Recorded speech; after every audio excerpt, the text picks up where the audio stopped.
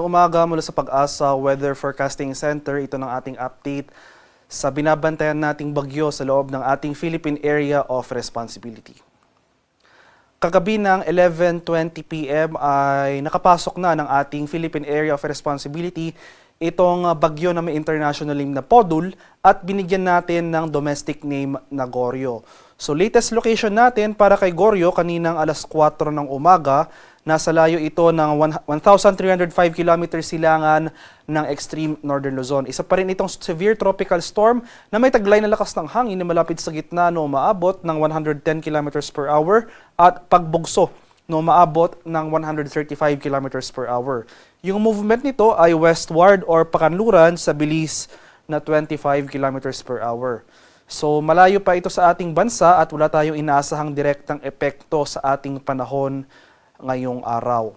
Pero dahil pa rin sa patuloy na pag-iral ng habagat o yung southwest monsoon sa kanlurang bahagi ng Luzon, makakaranas pa rin tayo ng mga biglaan at panandaliang pag-ulan over the western section ng Luzon. Pero for Metro Manila at malaking bahagi pa rin ng ating bansa, asan pa rin natin itong maaliwala sa panahon ng ngayong araw, bahagyang maulap hanggang sa maulap. Pero ayun nga, mas madalas po yung ating thunderstorm activity dito sa kanlurang bahagi ng Luzon area.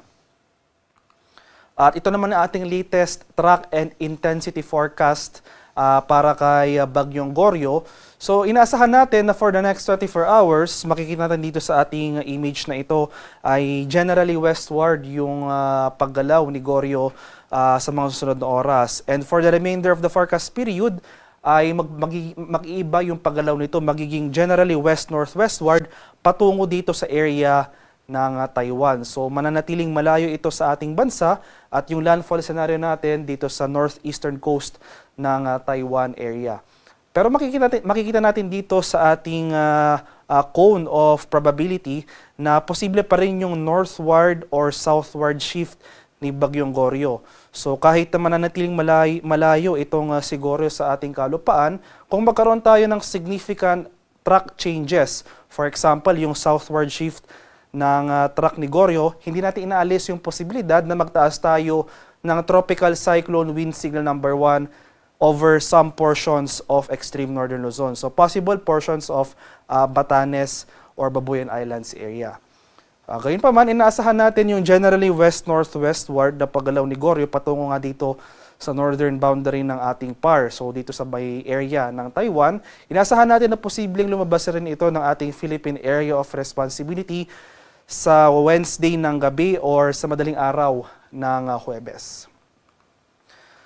So inaasahan pa rin natin na magpapatuloy itong maaliwala sa panahon sa Metro Manila at malaking bahagi pa rin ng Luzon. So generally fair weather, bahagyang maulap hanggang sa maulap, sasamahan lamang yan ng mga usual afternoon to evening na mga rain showers or thunderstorms. So mainit at maalinsangang panahon pa rin ang ating inaasahan throughout the day. Pero ayun nga, dahil sa pag-iral ng habagat, mas madalas yung thunderstorm activity over the western section of Luzon. For areas naman ng Palawan, Visayas at Mindanao, magpapatuloy rin itong fair weather over these areas. So partly cloudy to cloudy skies ang ating inaasahan. Mas tataas yung chance ng thunderstorm activity pagsapit ng late afternoon to evening. Kaya patuloy pa tayong mag-monitor ng mga thunderstorm advisories na ini-issue ng ating mga local Pag-asa Regional Services Centers. At sa kalagayan naman ng ating karagatan sa kasalukuyan, walang nakataas na gale warning sa anumang baybay na ating kapuluan.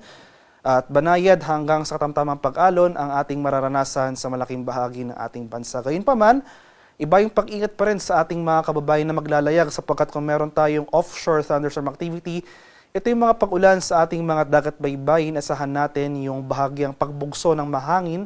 Kaakibat nito yung bahagyang pagtaas ng ating mga alon. At para naman sa ating weather outlook sa mga susunod na araw, so hanggang bukas magpapatuloy itong fair weather sa malaking bahagi ng ating bansa. Generally fair weather, pero hindi nangangahulugang wala na tayong pag-ulan na mararanasan. Posible pa rin yung mga biglaan at panandaliang pag-ulan sa dakong hapon o sa gabi. Pagsapit naman ng Miyerkules, inaasahan pa rin natin yung normal na pag-iral ng habagat o yung southwest monsoon. Yung papalapit na Bagyong Goryo dito sa northern boundary ng ating PAR, hindi natin inaasahan na palalakasin or ma-enhance yung pag-iral na ating habagat. So normal pa rin na pag-iral ng habagat ang ating inaasahan for the remainder of the week. So dahil sa southwest monsoon, starting on Wednesday, asahan natin yung mataas na tsansa ng mga kaulapan at mga kalat-kalat na pag-ulan, pakulog at pagkilat sa malaking bahagi ng Visayas, Palawan at dito sa western section ng Mindanao. Pagsapit naman ng Thursday to Friday, inaasahan pa rin natin magpapatuloy yung mga kaulapan at mga pag-ulan na dulot ng habagat over most of Visayas at western Mindanao. At mas rarami na rin yung mga areas na makakaranas ng mga pag-ulan. So malaking bahagi na ng southern Luzon. Asahan natin dyan yung mga pag-ulan na dulot ng habagat from Thursday to Friday. So sa mga areas ng Calabarzon, dito sa Bicol region, pati na rin itong buong Mimaropa area. At dahil nga, kung hindi natin tinatanggal yung posibilidad ng southward shift o yung southward shift ng track nitong si Bagyong Goryo, inasan pa rin natin yung tsansa ng mga kaulapan na dulot ng trough o extension na nasabing bagyo over portion of extreme northern Luzon. So itong area ng Batanes at Cagayan, kabilang na dyan ng Babuyan Islands. From Thursday to Friday, posible rin tayo makaranas dyan ng mga kaulapan at mga pag-ulan. So inulit ko po, no? So kung magkaroon man tayo ng significant changes sa track scenario, for example nga yung southward shift ni Bagyong Goryo, hindi natin inaalis yung posibilidad na mag-issue tayo ng tropical cyclone wind signal number 1 over portions of extreme northern Luzon.